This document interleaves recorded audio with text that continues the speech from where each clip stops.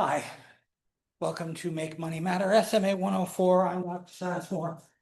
At some point, I will set up a seating chart, but for the moment, I'd just like you all to sign in to this sheet. If you are not listed here, please put yourself to the bottom. Please initial next to your name. If you have a preferred name that's not already on here, please just write it down. We'll send this around the whole room. Thank you.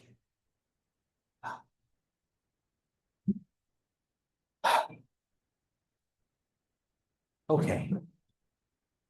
I'm Dr. Sansmore. I have been teaching math here at Seton Hill for, this is the start of year 25, but I started in higher education 32 years ago. I first taught at Robert Morris and then at the University of Pittsburgh and then here.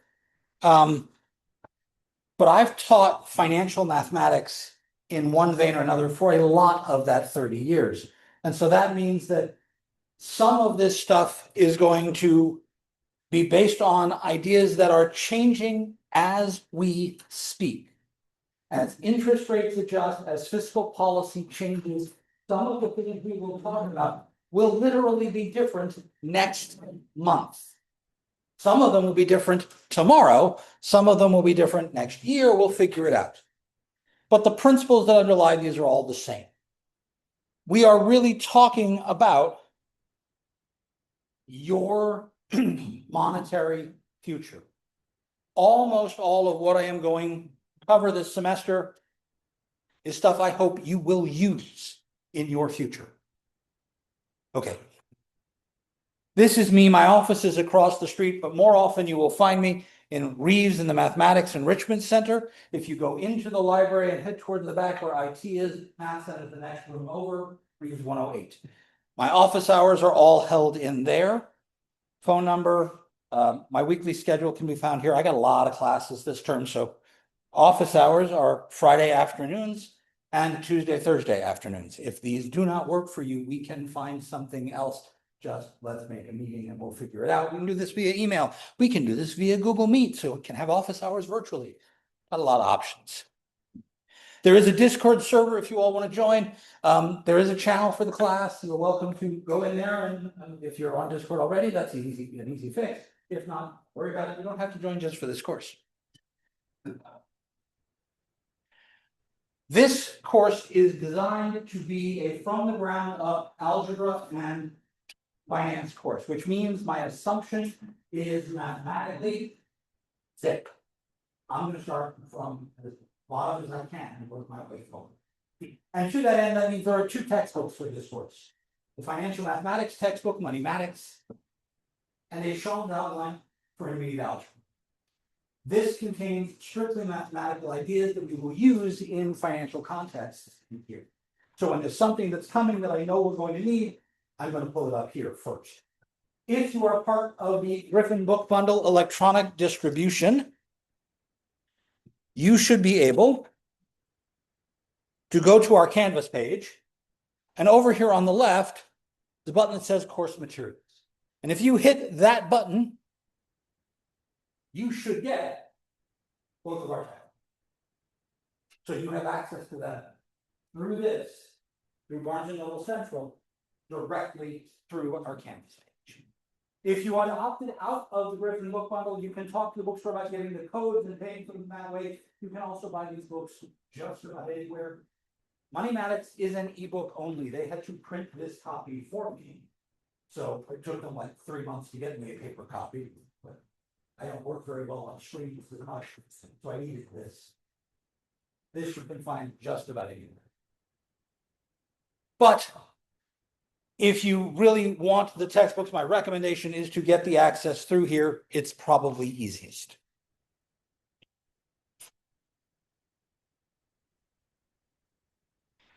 If you'd already been in the book bundle, you should have gotten an email with any of the codes you might need to redeem for it.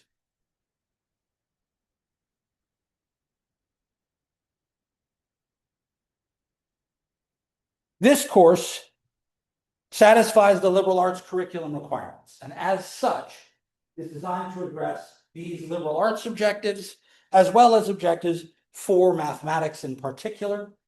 And to that end, we're going to do these through homework assigned problems, projects, quizzes, and exams. So you'll see all of this idea through the work we do. So,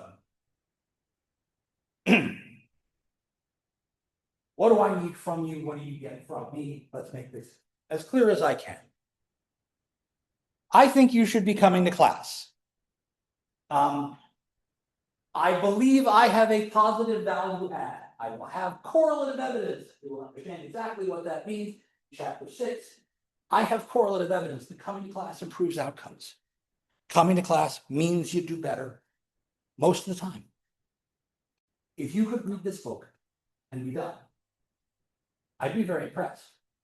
But then I'd ask, why are you here if all you really need is a library? If you're absent, please let me know. You're responsible for keeping pace. There is a full schedule of what we are going to cover on any given day throughout the entire semester. Which sections we are going to do, from which chapters, how long we have to cover them. It's available. This is in our first module in the Canvas page. I will take attendance at each class meeting. Once you've gotten that sign-in sheet passed around, eventually I'll build a seating chart so we won't have to pass around all the time. But my goal is to identify who you are and learn your faces better than I could get from the pictures off the IDs that are on here that sunk. If you can't make it, please let me know. The sooner, the better in general. These two really go together. So let me address them in the reverse order. Homework. Every chapter has a list of assigned problems. For any given section we are doing, there'll be problems we're going to cover. And this, again, is on our Canvas page. There's a PDF available to you. I only really need these. And I collect paper. So you are going to lead thoroughly in writing here. Your solutions, any work you do on the computer, we'll do a bunch of stuff in Excel. Feel free to print and attach to that. Try and scale it so I can read it, because I don't wear these for fun.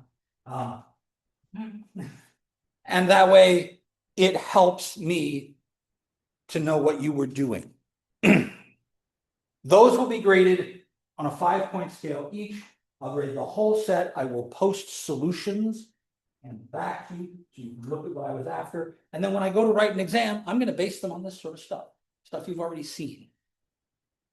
So homework is assigned regularly and collected as per the assignments schedule on Canvas. Again, on that left side, there's an assignments link. You go to that, it'll show you each and every due date for all of them. Shows you the due dates for the exams as well. Please note, homework is collected at the beginning of class. So the time marked on that is 12:40. Then collect at the end, the time marking is 1:30. But why do homework? I did fuss around for a little bit before class started. There's this thing called muscle memory, where you learn to do something by practicing it over and over. Every time you screw it up, you fix it and do it again. And eventually, you get to the point where you don't always have to pay attention to what's happening. You can just have a conversation while things are still being done, right? And as long as you are paying attention to it, things happen. Homework is muscle memory for the 3 pounds between words. I know, I'm 100% sure, that between Chegg and Google and Gemini and Claude, you can find every single answer to any problem we're going to do. But is that going to help you understand? Homework is to your learning as writing is to your learning, as digestion is to stomach. You take what you were given, what you ate, turn it into something useful for you. I don't know what your future career is going to be. You could be a theater manager. You could be a stagehand. You could be a painter. You could be an architect. You could be an accountant. I don't know. But I do know none of you are going to live off the largesse of your giant lottery winnings and not worry about money. So it's kind of important in some fashion to have this inside. Written notes, working on homework, sitting and struggling with the practice builds that into you. If you're having trouble with the homework, come talk to me. If you're having trouble with ideas, come talk to me. I just realized there's a paragraph here that I should have pulled out. We can line that right out right now. Whoops. That doesn't help. Let's get a color I know works.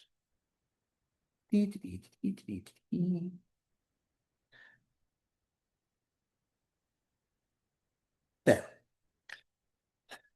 I stole this from another syllabus, and I just realized I should have taken that line out. Because we're not doing proofs in this class.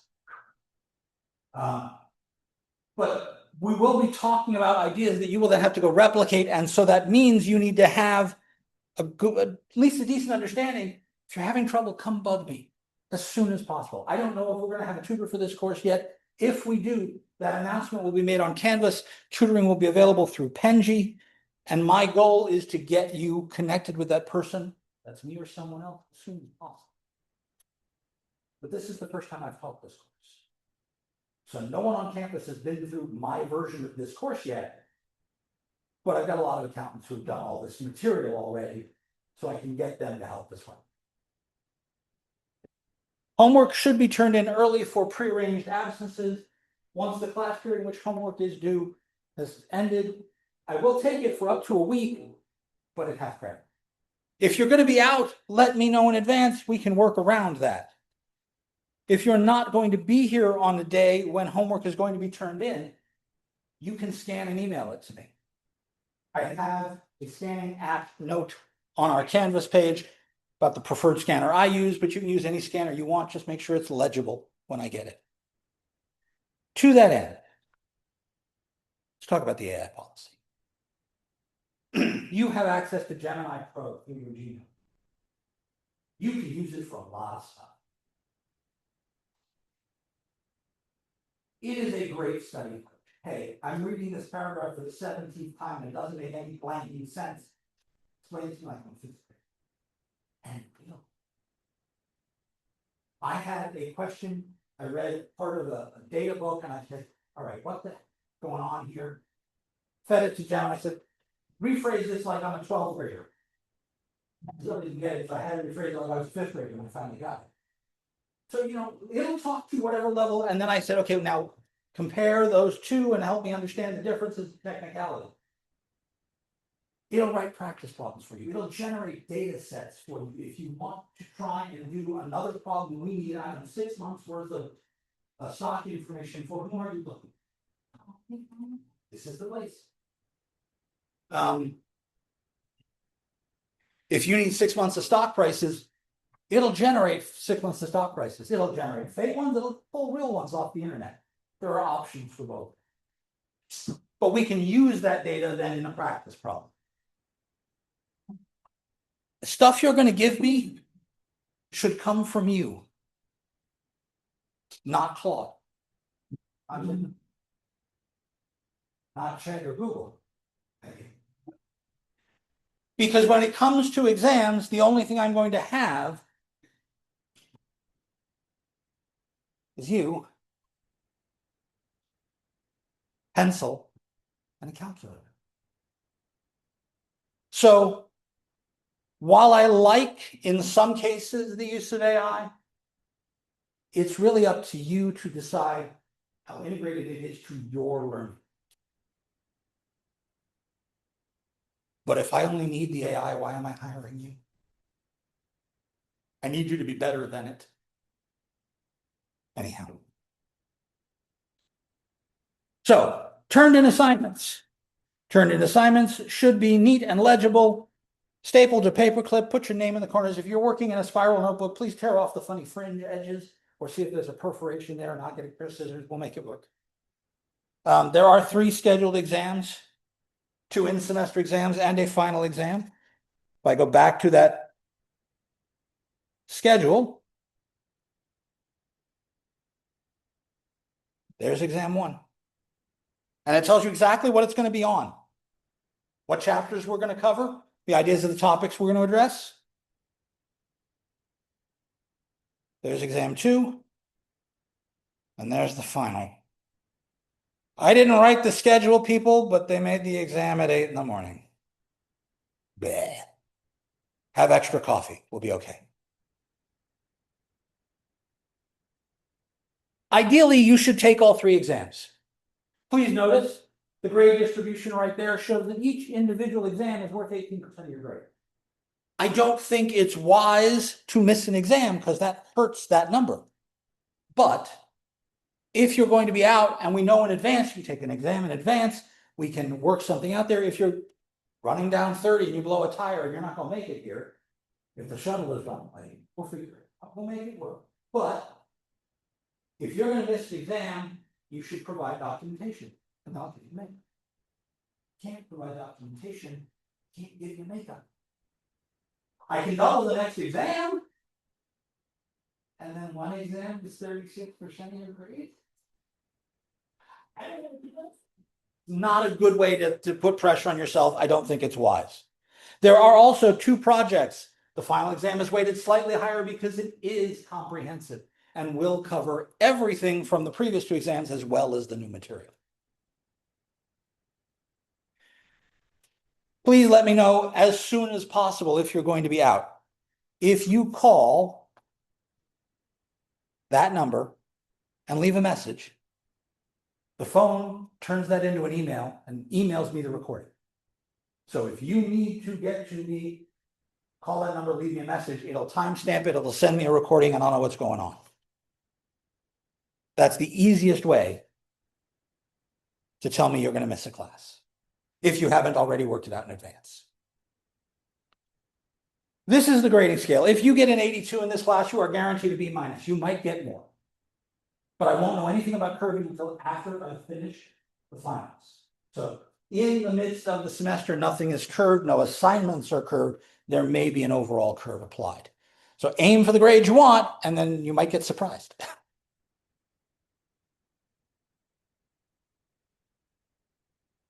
Questions so far? All right. A lot of policies and other notes. I have taught remote courses. I've not taught this course remotely. I worked my way through COVID. I hated teaching without seeing your face. One of the things that helps me the most is seeing whether or not y'all are going, yeah, or because when I get that, I know I need to keep explaining something's wrong. So it's designed as a face-to-face synchronous class. That camera is recording everything underneath. Recording my voice. Recording all of you if you happen to speak up. And this gets posted to our Canvas page. There will be a link to a YouTube channel. As soon as I post the first recording, I'll have the YouTube channel link, so I'll be able to post it there. And you'll be able to get any recording the entire semester. In addition, whatever I write under there will get scanned and posted as well. These documents are already on our Canvas page, so I don't have to worry about that. But when I start doing stuff, I know the best way for me to do math is with a pencil. And so I write longhand. And to me, that gets it in better. But if I'm doing that here, I want you to be able to see that. So my notes will get scanned and posted as well. Please don't let that be a reason not to show up. It helps me when you show up. Those of you that come in with large art bags, athletic equipment, projects, musical instruments, make sure they're against the wall, not in the aisles. Please, whatever bags you have, try and tuck them under the desks. Because if we have to get out of there in a hurry, I don't want people to trip and fall and whatever. There is an emergency exit, but the stairwell down is right behind us. If we have to leave for any particular reason, go down all the way out across the street, the rally point's across the street. I hope we never have to meet there. You will get starfish updates on class performances at least twice in the semester, maybe more. It'll automatically go to your Seton Hill email. Alerts, suggestions, recommendations will also show up there. Please make sure you check it often. Speaking of email, again, I said, you want to contact me. Email is probably the best way to do it. The phone sends me email, so that's why I said you can call the phone number, but my email is actually the best way to get in touch with me. But I get here at 6:30 in the morning to use the McKenna Center before classes. So I go to bed a little early. I'm an old man. And as such, that means that I'm usually not available by email between 9:30 p.m. and 7:30 a.m. But if you want to get in touch with me, I will guarantee you a response within 24 hours. Please make sure that you have a valid email address in Griffin Gate and Canvas. It by default is your Seton Hill email. But you can forward that to anything you want. So you may not ever check your Seton Hill email address directly because you have it set up to go to your personal email. But if you email me from that address, how am I supposed to know who countrybutterfly25@yahoo.com is? That was one of my students' email addresses. It has stuck for 2 decades. So please make sure you put "Make Money Matter" in the subject line, or "I'm so-and-so from this class," right? Via email, so I know what's going on. When is the homework due as a one-line email? Well, which class are you in? I've got 5. You've got the schedule.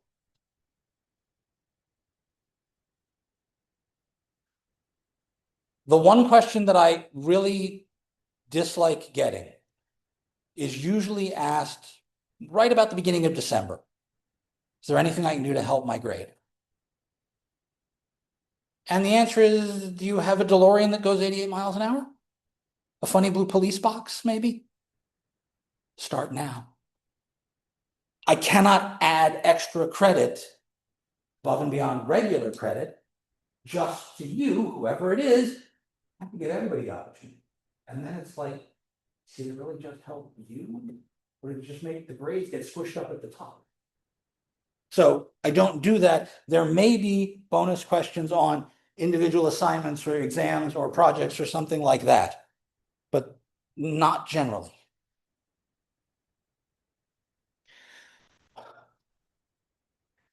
As I said earlier, when I look out at the sea of faces and you all are like, yeah, get it. If I'm rattling on something, it's because somebody behind you is still looking at me with that Whiskey Tango Foxtrot moment. And I want to make that expression go away. If you're bored, try to sleep with your eyes open. Try not to snore. And I'll wake you when class ends. But really, the whole reason I'm rambling on something is because somebody is still looking at me going, no, I don't get it. It is rare that I will say, for the sake of time, I'm going to move on anyway, and I need you to come see me afterwards. But it might happen. I mentioned that one already. Please set your cell phones to vibrate or silent.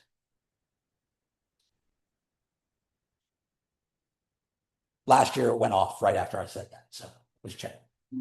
I don't want Mambo number 5 or "Move, get out the way" coming out of somebody's pocket in the middle of class. I don't know what your ringtone is. Mine is set to the bosun's whistle from Star Trek.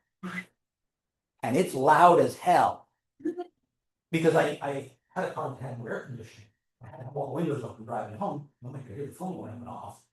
Was if it was loud. But if that goes off in the middle of class, some of you would jump like 3 feet in the air. I don't want this to happen.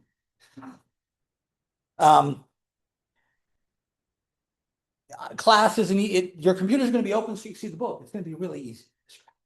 It really. Please, I'm asking for 50 minutes a shot. Try not to keep your phone in your lap texting. I know nobody's groin should be glowing like that, otherwise we'll send you to the hospital. Those of you with earphones or earbuds, please during class take them off or move them up so I know you're not wearing them during. If you've got an accommodation that says they should be allowed, that's a separate issue. But ideally, I want to see your ears, I want to see your eyes, I want to know that you're here in the moment, which is weird because we spend so much of our time glued to the screen anyway that being here feels weird. Please don't use tobacco products in the classroom.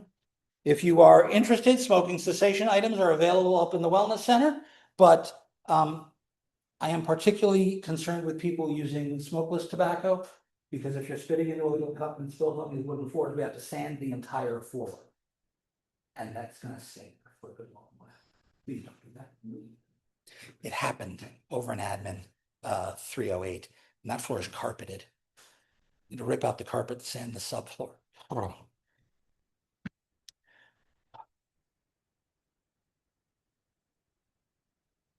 Please understand. I taught business algebra and business calculus and financial mathematics from a calculus standpoint. I've taught statistics and statistical analysis from a mathematics standpoint. I haven't done a lot of them put together.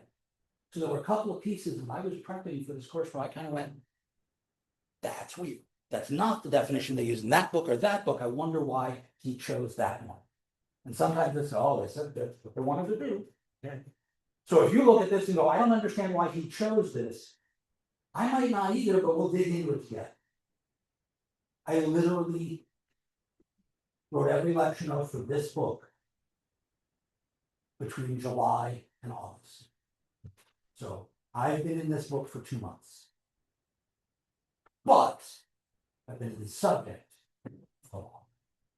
But I promise most of it makes sense. Title IX, I am a mandatory reporter for harassment issues. That does not mean I am mandated to harass you. It means if I see something, I'm required to say something to our Title IX coordinator. That also means if you tell me something, I'm required to report it up the chain to our Title IX coordinator. That shouldn't stop you. If you have an issue with something in class or outside of class and it's making you want to talk to me, that's fine. We sit down and talk. But I am required to talk to people above.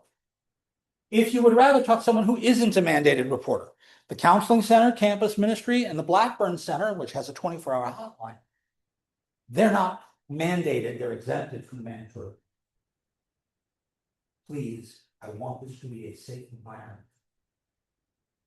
But that means if you are worried about something or you saw something that made you worry, please talk to me about it. As I mentioned earlier, I am legally obligated to provide certain accommodations based on your interactions with the Student Services Office upstairs.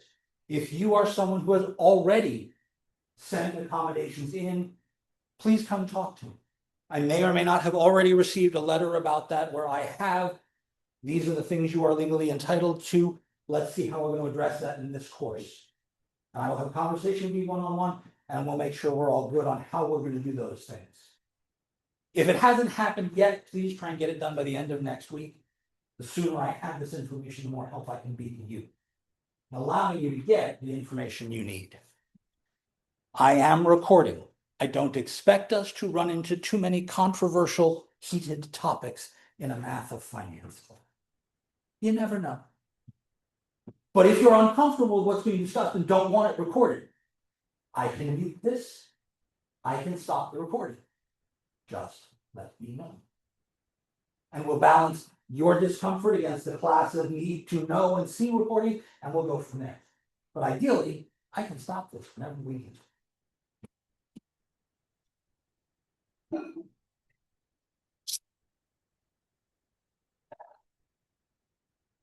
What does it mean to be engaged in an academic study?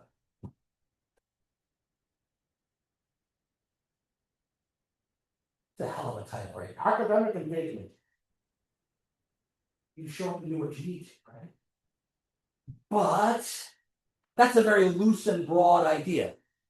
And especially in a class like this, where most of you are here because you have to have a math class at some point in time, and your major said, this will probably be the helpful, maybe, or it's a one and done, I get out of here. That's less likely to be engaging. I doubt many of you are here because you are deeply interested in mathematical science. I might be the only weirdo in the room like that. But I said, I might. Thank you. But that means reading the textbook, which was written by people who know what they're doing, both in advance and subsequent to our discussion. It means in going through and looking at the notes I've written and the notes you've written, and addending those and going, well, wait a second, he said something specific here. Let me actually make a note in the book.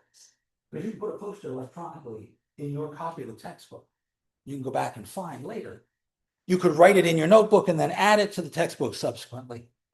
Ideally, and I don't know where this original idea came from, but a 3-credit course should be about 9 hours of work a week.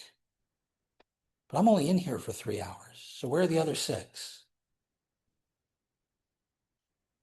This is the reason that 12 to 15 credits is considered a full-time load. At 3 to 1, that's 45 hours. That's a job. If you're here on scholarship, if you get a grant money, if you are here on any sort of financial incentive from the institution, then I'm your paycheck. Because if they gave you, I don't know, $3,000 or $4,000 for the semester, they applied it to your balance. That's this class. Hi, I'm your mom.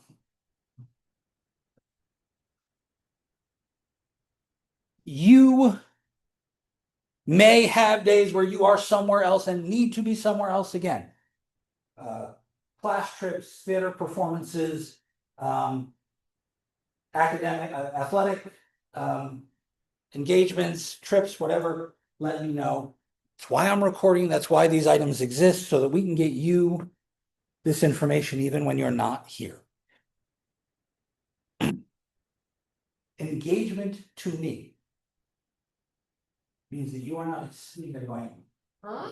Just pour it in, man, I'll be fine. Unless you have the tattoo of the thing from the Matrix on the back of your neck and expecting to just have that spike in there, I can't upload this to you. You have to pull it. That's what you get. Academic honesty. Don't cheat. Well, what does that mean? Plagiarism is copying somebody else's work. Whether that's another human being, an AI, an answer you found online, a Google search result, that's copying someone else's work. Using a source is not the same thing.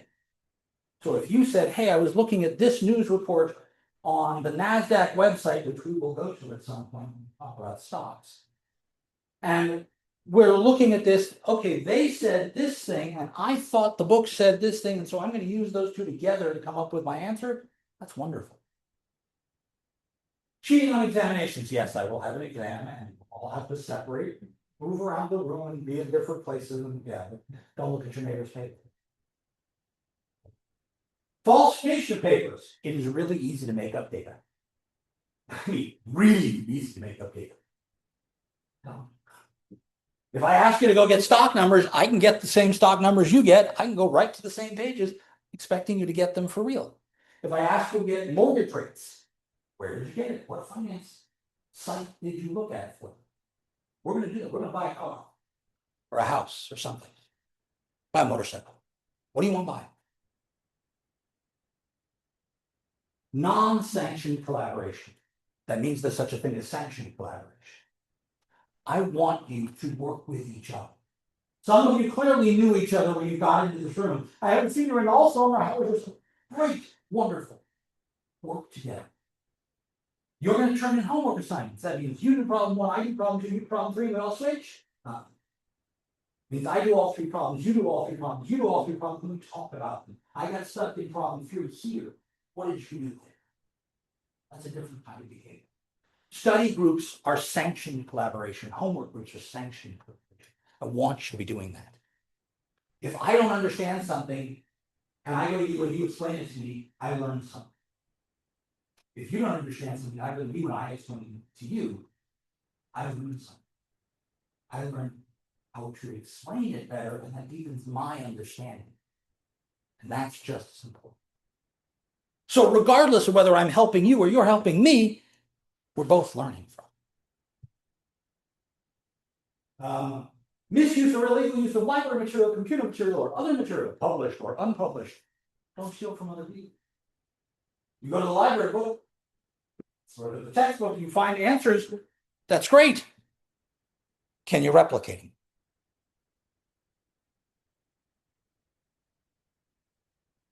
Yeah, okay, I have a bunch of other things here. So, homework assignments. Earlier, I was talking about turning in physical pieces of paper for these. If you're not going to be here, scan it, email it. The scanner link down here, this document is on our Canvas page, those links are live there, is the scanner I use. It's free. If you have an Apple device, the Notes app will scan right in the PDF from Notes. And then you can airdrop it to your laptop and email it to me. If you're going to be here physically, give me pieces of paper. If you're not going to be here, I will print those pieces of paper and grade on them. Please make sure if you are doing that, even if you're writing on stylus or whatever, that's great. Make it big enough so I don't have to magnify it 7,000 times to see it. There's a little short YouTube tutorial on using this particular one. There's a batch mode, so it automatically puts all the pages together. You don't have to combine them into one big file. If, for some reason, we're sent home, I did do all of this stuff through COVID. This is my remote delivery setup. This camera is mine. If we are not going to be here, if I'm going to be somewhere else, I will take this home. This is my desk. So I can do this entire class. The problem is when I do this way, I don't get to see you. And I don't like that. But that's where, because of bandwidth and other load issues on Zoom, we can't join with voice. So I can't back and forth talk to you. I can talk to you, you others can't talk back. Which means this is where using the Discord channels come in a little easier, because I can pull up the channel for the course and you type questions. I hope never to need it. But if there's an issue and we're not going to be able to be on campus for a day, this is the way to do this. And I hope, again, we don't need it. But like I said, I'm recording everything. Second link in our web links section on Canvas will be a YouTube. You're going to get the whole class all semester long. It has to open in a new page. So when you click it, it's just going to say, oh, you want to open this somewhere? And when you do that,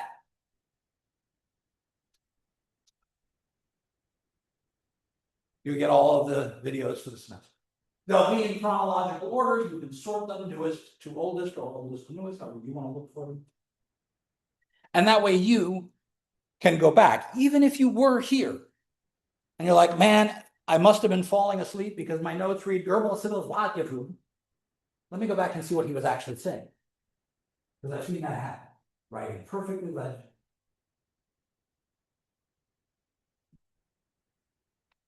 And this helps. Okay.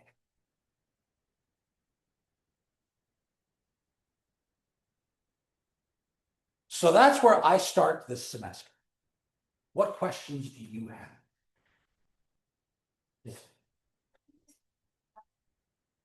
No, I have used graphing calculators for most of this, but if you don't already have one, don't specially buy one for this course. I've been using the Texas Instruments calculator since the 1990s. But that's like $140. There's a Casio version that graphs, there's a Hewlett Packard version, and Casio is only like $50 at Walmart. What I need you to do for a calculator is not get one that says CAS. That stands for Computer Algebra System, or Calculator, which makes it Wolfram Alpha in a box, which is not helpful.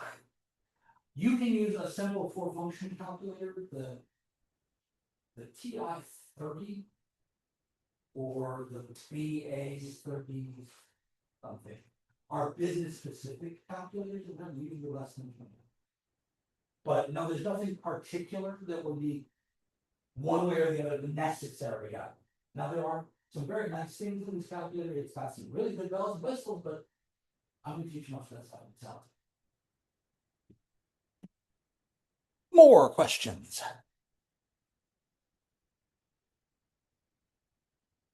Oh, the one thing you absolutely cannot do during an exam is use your phone. I don't want the internet on your device. Well, can we use calculator for an exam? Oh, absolutely.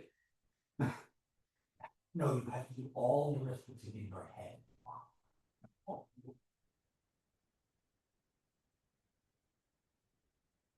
There comes a point when everyone has to decide what level of cognitive offload is appropriate. I don't need to remember how to do that because I have a device that does it for me. How many of you have your home phone number memorized? How many of you just push the button on the phone that says home? I will tell you that for a very long time, a number of my students could not tell me their parents' phone numbers.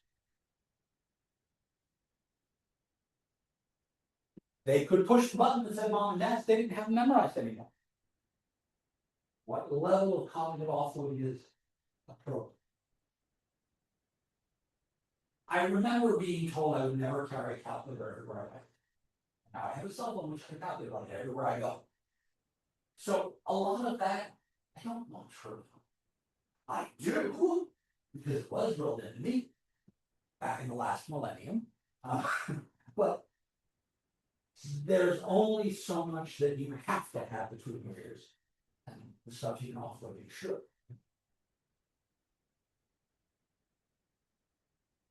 But most of what will happen in this course is the numbers won't look right. I'm going to ask the following question in about a month and a half. You buy a house, $125,000 mortgage on 30-year term at 9% interest. Now, before you tell me that's an outrageous mortgage, mortgage rates right now are 6.7%. 9% ain't that far off. For the first house I bought was 8.25%. It's a reasonable number. $125,000 isn't enough to buy you the house next to the park on Clark. That house was $225,000. It's 2 bedroom, 1 bath with an engineered garage.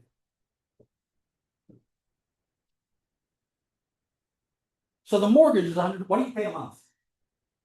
$125,000 mortgage, 30 years, 9%, what's your monthly? I wish I was making this up. You will know how to answer this question in about 67 minutes. But somebody gave me the answer on an exam that my monthly payment was $360 million. They multiplied instead of divided. But it didn't click that $360 million a month is not a job anybody's got. That wasn't the part that hurt. The part that hurt was the next part of the problem. After they figured out the monthly payment, I said, you pay off the mortgage. What total did you pay? $360 million a month times 12 months in a year times 30 years. $900 billion. And they wrote this down. Well, that's got to be the answer, my calculator says. The numbers, especially in finance, don't always match our expectations. And part of that is what you're familiar with in terms of finance. What's rent a month around? If you're living in the dorms, you have any idea what that room costs? Maybe, maybe not. Maybe you discuss that with your parents or whoever's paying for your college education. Maybe it's, I don't know. By the semester, not a month, I don't know what it is.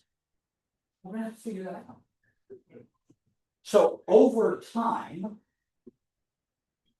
we'll need to learn what's the right size of the number. Should that mortgage payment be in the hundreds of thousands of dollars, the tens of thousands of dollars, thousands of dollars, or hundreds of dollars? What's the right size number? But I know it's not 360 million.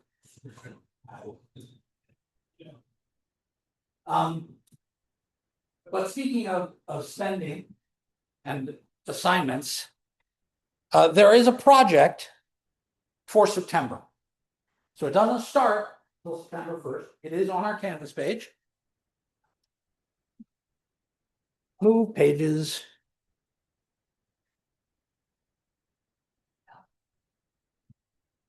It's not there, it's here.